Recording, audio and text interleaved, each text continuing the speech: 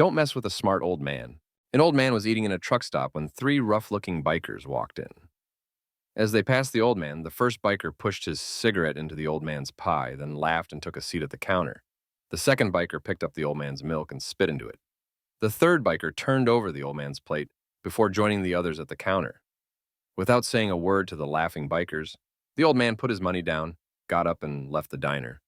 One of the bikers said to the waitress, "Not much of a man, was he?" The waitress replied, "Not much of a truck driver either. He just backed his big rig over three motorcycles."